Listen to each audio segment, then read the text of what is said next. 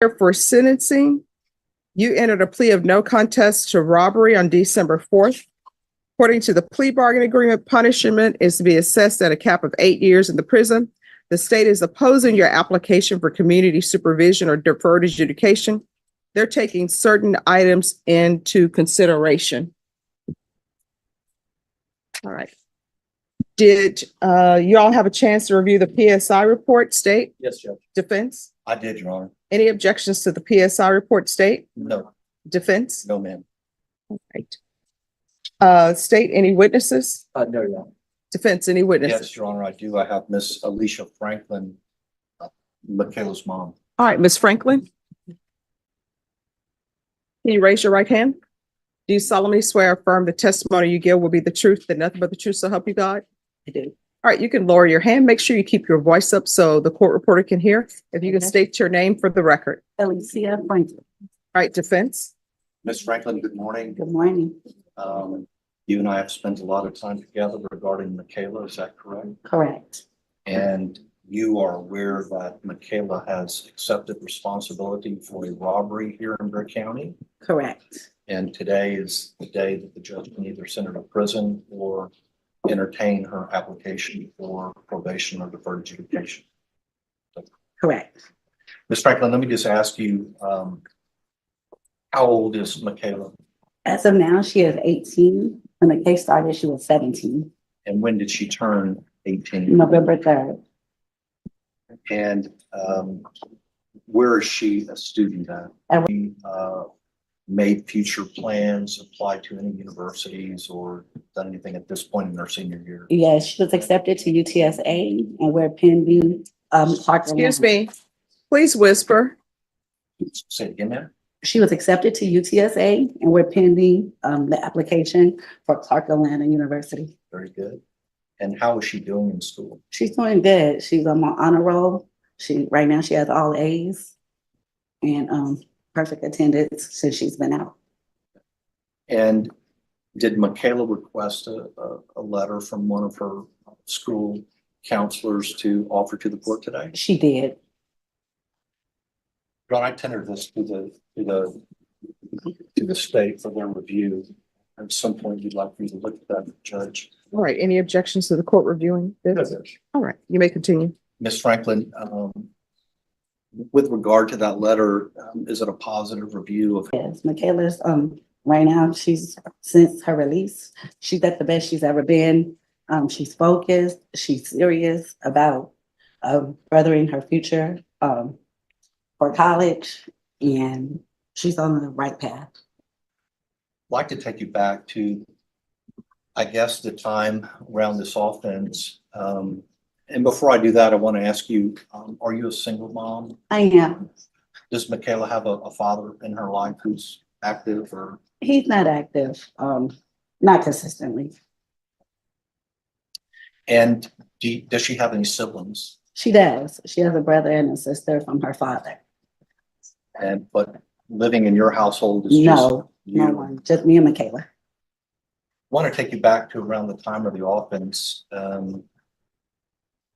Do you remember getting a call that Michaela had been locked up for some very serious offenses? Yes, I do. And can you tell the court what your response was? That she needed to sit there. I left her in there. She needed to understand what she had done and take responsibility. I left her in there for 5 months before I bonded her out, so she could understand that she didn't do anything, it wasn't something small. She needed to understand exactly what she did and what she could look forward to. She needed to know what prison or their county was, what jail was. And do you think those 5 months had a significant impact in her life? Most definitely. I know for a fact she doesn't want to go back. She definitely has a true meaning of what jail is. And was that your goal at that time? That's definitely was my goal, because I could have bonded her out the same day or the next day. I mean, I could have got the financial means to get her out. So it was definitely my goal for her to learn her lesson. And hopefully we don't ever have to revisit this again, which I don't think we will. I honestly think that she did learn her lesson. Miss Franklin, let me ask you, at the time when she was arrested, Were there some behavioral problems There- that you picked up on? Yeah, there was, but I thought she was just being a rebellious teenager. I didn't realize she was like depressed and had low self-esteem until she had suicidal thoughts. I took her to Little Ridge, but they let her out and she did a little counseling here and there. So I thought she was just being more rebellious to herself. I honestly didn't know it was mental health issues there. But once I did know, I've gotten her help. What mental health issues have you discovered regarding your kid? Definitely depression, low self-esteem. We've been going through exercises with the counseling sessions. And me, myself, just trying to boost her up and get her on the right path to feel good about herself. And do you think you're on a positive path right now? Most definitely we are. She's back living at home. She lives at home. Our relationship is really good. She's more open. We actually have conversations about how she's feeling. And I think we're on a really good path. And that's different than what it was before the. Most definitely. She would stay to herself more, lock herself up in her room. Just for me, what I thought was normal teenage stuff, but evidently it was a little deeper than that. Ms. Franklin, you own the business. Would you tell the judge what you do for a living? I do. I'm Sugar Glamour Salon, a hair salon in San Antonio. And have you and Michaela talked about her interest in working in the salon? Yes, but actually before this, she did. She was my assistant. And to be honest, I need her back as an assistant, but she wants to be a barber and to get her through college. It'll be something for her to fall back on. And I can, I'm also an instructor, so she can get some of her hours through me. You mentioned that she's been accepted to UTSA. Yes, she's been accepted to UTSA, but she's also, we're pending the application for Clark Atlanta, which she preferably would want to go. And what would be her interest in studying in college? Business marketing.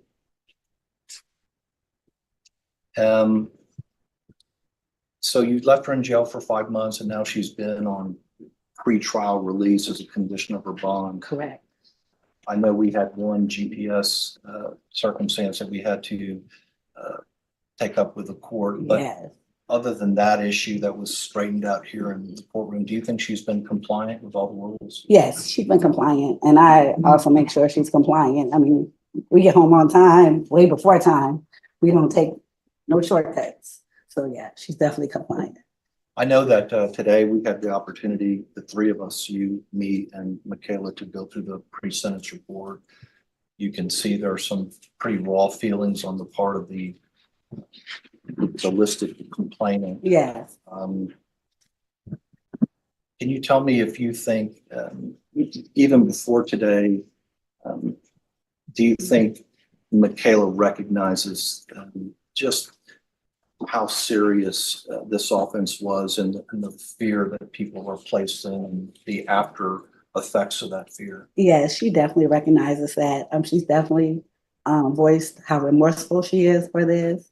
I know for Christmas we did, she wasn't able to actually go to the battered women's shelter, but she did produce a toy drive. So where she marketed it and we received a lot of toys, I think over 500, and took it back to the battered women's shelter. She definitely is remorseful and she definitely understands that she put these people in fear and it's not to be taken lightly. Very good. Could you address very quickly whether you think your daughter would be a good candidate for probation or deferred adjudication in this court? I think she would be a great candidate. I think, matter of fact, I know she has a bright future. This was something that she got herself into that I know she regrets.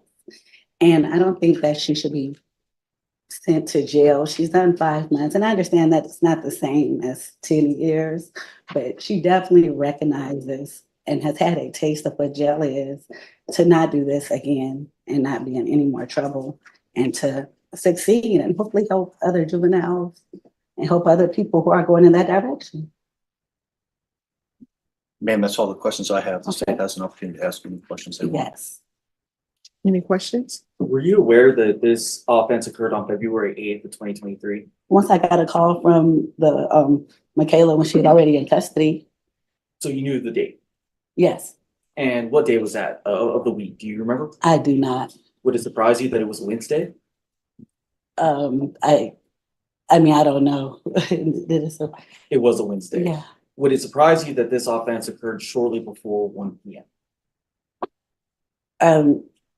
The whole thing surprised me. But I'm asking specifically about the time at which the offense occurred.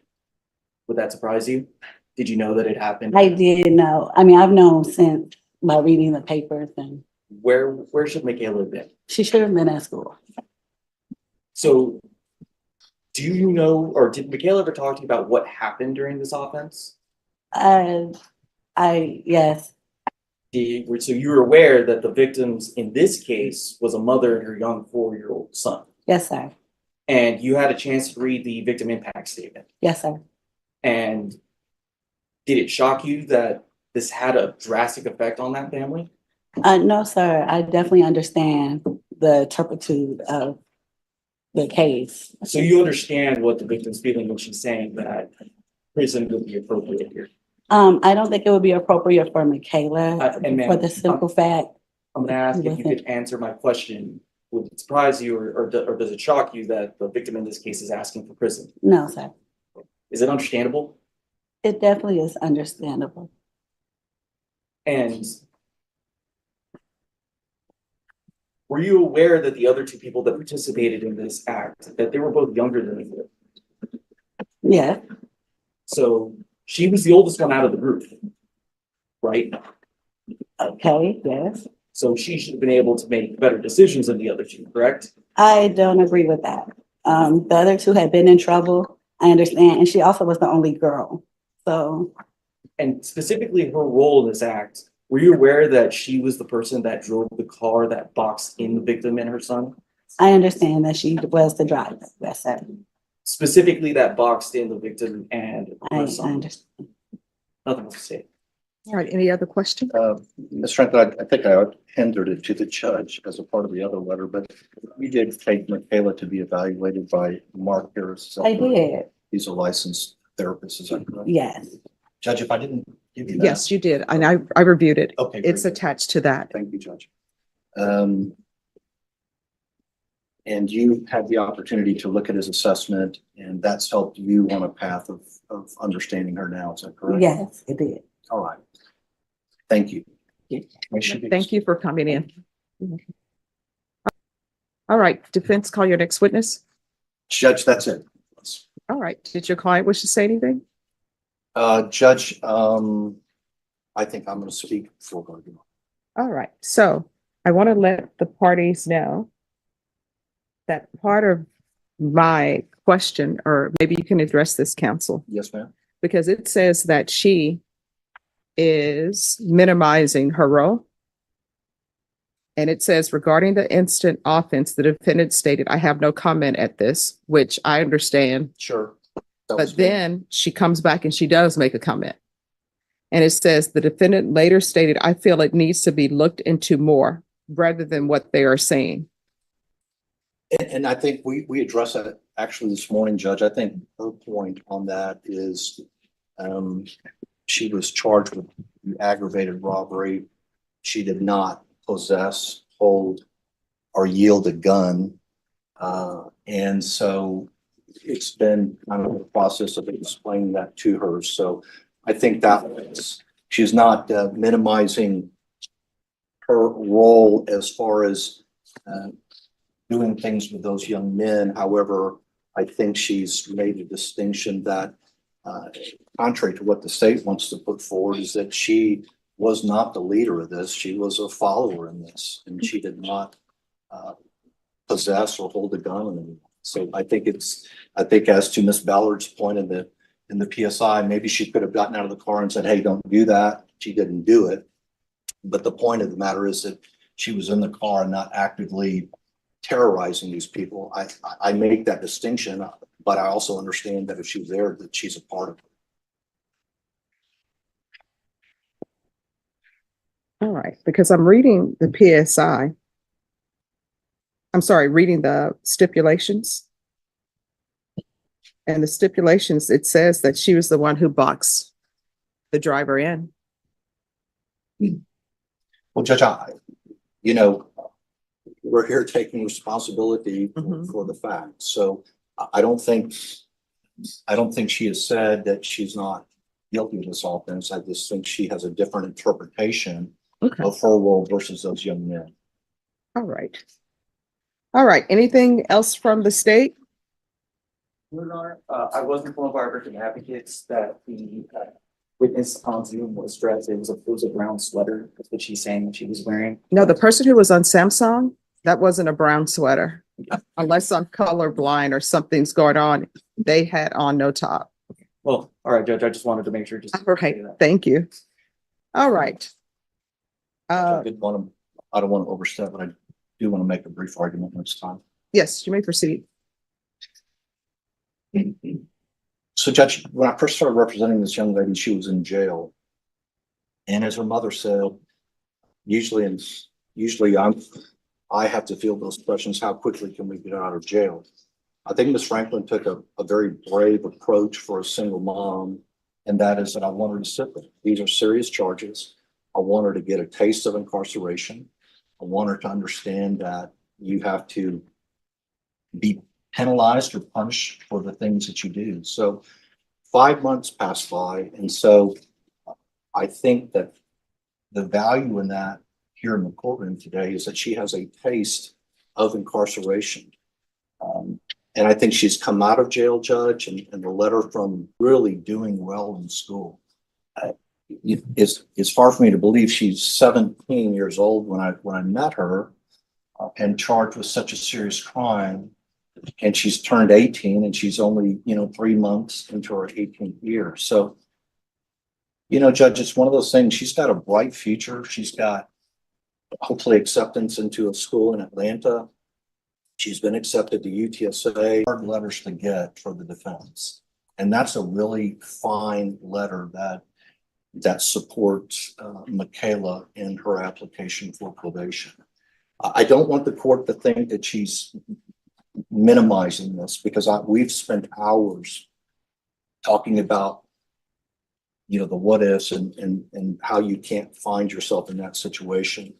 Her mom was bright enough through some talking that we had to get her sessions with Mark Harris, and Mr. Harris is very good through the juvenile probation and through private practice of bringing these young people in. He specializes in young offenders and working with them with this cognitive behavioral.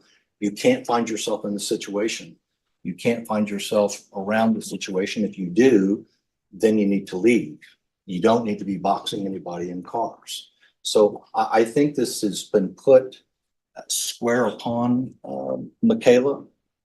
I think she's done a great job out on bond. I think she's doing a great job in school right now. I can tell you that her relationship with her mother has never been better. I just really beg this court to give this young woman a chance. A conviction and being sent to prison is going to irreparably change her life. Now, I know that there's victims out there who have had their life irreparably changed too. There's nothing we can do about that. But this is a young lady who's clearly on a positive path, and we'd like for her to stay there with the court's permission. State. Judge, the situation here is that they specifically targeted a mother and a young child. That child's been damaged for the rest of his life. He's gone through immense trauma. And the role that Ms. Johnson played here was an important one. She boxed them in. She's the reason why they could not get away. I understand that she's made a lot of progress after the fact, but in that moment, she could have made different choices. Choices is what she's gonna have to make going forward. It's something that the state feels that prison would be appropriate here. The victims feel that prison would be appropriate here. That's what we're asking for. Judge, I just want to, you see more of these PSIs than I do, but it looks like the juvenile offenders who I think have the more serious role in this. I can't read this correctly, but it looks like one of them had his cases dismissed, maybe placed on probation. Mhm. And then one was sent to some kind of TYC placement. So I guess if I look at that, Judge, I just argue that there will be some kind of equitable position here by the court to figure out what to do with Michaela. Again, Judge, deferred adjudication on second-degree felony is quite a good thing. I mean, we all know what deferred adjudication is, but sometimes it doesn't mean a do diddly damn in court. Here, it makes a big difference because it gives her a chance to prove herself, and it gives the court a long leash to make sure that she's doing well. I don't know what else we could bring the court to show that she's remorseful, doing well at home, doing well on her conditions of bond. So again, we would ask that the court wisely place her on deferred adjudication. Understand that she's done 5 hard months in the Bexar County Jail. I think she spoke about her fear of the jail with Mark Harris in that letter. I think her mom made a good decision, and we're hoping that will sway the court in giving her a chance at a future without being another young Black female with a conviction on her. Here's the court's problem, and what I think people need to look at. Sometimes punishment, and all attorneys will tell you, when we're in law school, they tell you about the purposes of sentencing. Sometimes the purpose of sentence is for rehabilitation. Sometimes it's just punishment. Sometimes it's protecting the community. There are a whole host of reasons. But your problem is sometimes when you've done something that is considered so horrendous, right? No matter the changes you've made, sometimes it's just a prison offense. There are a lot of people who do things that I'm sure if they could go back in time, they would have changed it. They would have said, I wouldn't have done it. But the boxing of someone in with your vehicle, and I read the PSI report, and I read the stipulations. In the stipulations, the driver of the vehicle said, hey, my son is in the car. And that didn't give anybody pause. I would think that there are certain things that should give people pause. For example, if somebody holds somebody at gunpoint and they want to steal their vehicle, they would say, oh my gosh, shucks, I didn't know there was a child in this car. Let me pause. But they gave nobody pause. Everybody just still continued with what they were going to do. That's a problem for the court. So this is what the court. Isn't the problem that she was, no matter what her role was, it was still going to be something that was horrendous because it's a robbery. Yeah. So and I'm not trying to argue with the court, but under that circumstance, then no one should be eligible for deferred adjudication. Well, counsel, as you're aware, there are different types of robbery. And there are some robberies that don't involve a child. State? Your Honor, so right here, one thing I did notice in the letter for the psychiatrist, something that is Father Andrew, I've seen it somewhere in here, is that Ms. Johnson, she said she gave them a ride but did not know their intentions, but she played a role in boxing them in.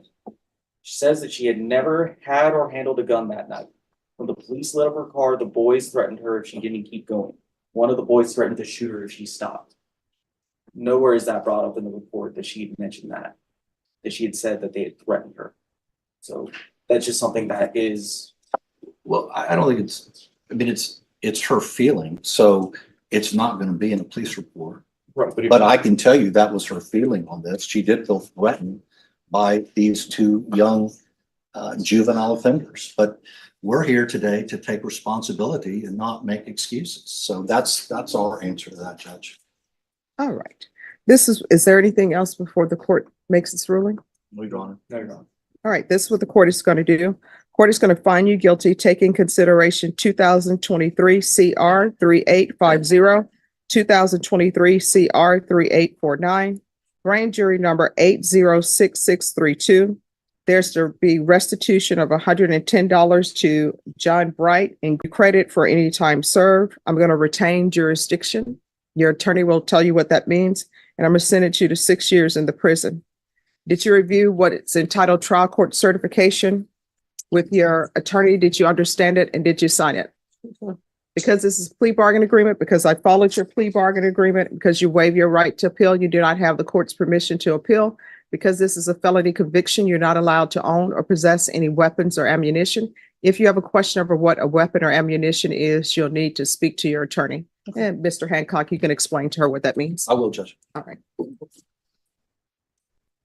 My name is Happy. I upload courtroom video for education purpose.